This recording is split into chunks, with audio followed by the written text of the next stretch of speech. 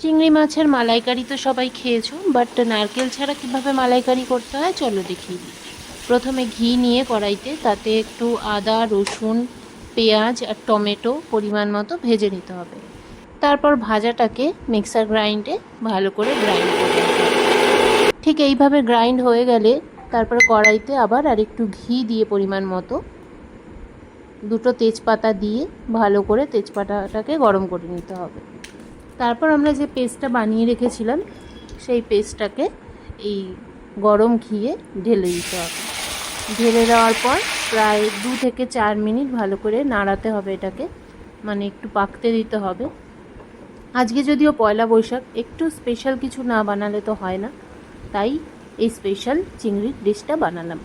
এর মধ্যে দেবে একটু নুন, একটু লঙ্কার গুঁড়ো আর একটু হলুদ গুঁড়ো।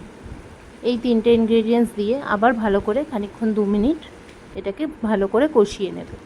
কষিয়ে নেওয়ার পর এরপর নেক্সট স্টেপ হবে এর ওপর চিংড়িগুলো আস্তে আস্তে ছেড়ে দিতে হবে। তো চিংড়িগুলো আমি ভেজে রেখেছিলাম রাতেই, তো ফ্রিজে রেখে দিয়েছিলাম। এরপর আমি একে একে চিংড়িগুলো দিয়ে দিলাম। চিংড়িগুলো দিয়ে দেওয়ার পর ভালো করে উল্টে পাল্টে যাতে চিংড়ির ভেতর গ্রেভিটা ভালো করে ঢুকে যায় ততক্ষণ পাকাতে হবে। তো মোটামুটি তোমরা যদি এই চিংড়ি মাছের গ্রেভিটাকে ভালো টেস্ট আনতে চাও তো 5 মিনিট এখন সুন্দর করে এটাকে ভালো করে নাড়িয়ে চাড়িয়ে মশলাগুলো ঢোকাতে হবে।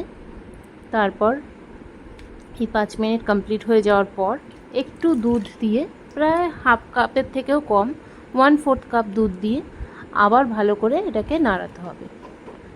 তাও এটাকে ধরে রাখো কম করে আরও 5 মিনিট আবার ভালো করে নাড়াতে হবে। তো দেখতেই পাচ্ছ কি সুন্দর রং এসছে। আবার 5 মিনিট পর এটার মধ্যে 1 চামচ চিনি দিয়ে, পরিমাণ মতো চিনি দেবে, যতটা যার কোয়ান্টিটি থাকবে, তার উপর একটু আমুলের ফ্রেশ ক্রিম ভালো করে ছড়িয়ে দেবে। আমুলের ফ্রেশ ক্রিম দেওয়ার পর বেশিক্ষণ নাড়ানোর দরকার নেই, 1 থেকে 2 মিনিট বড়জোর ভালো করে এটাকে মিক্স করে নিতে হবে। মিক্স ভালো করে মিক্স করে নিয়ে তৈরি হয়ে গেল আমাদের নারকেল ছাড়া চিংড়ির মালাইকারি।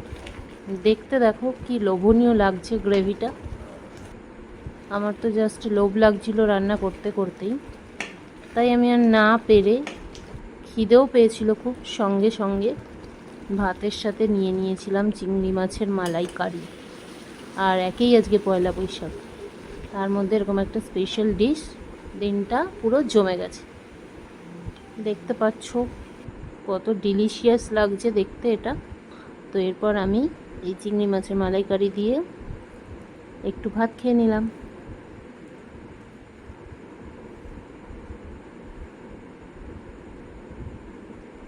Just wow.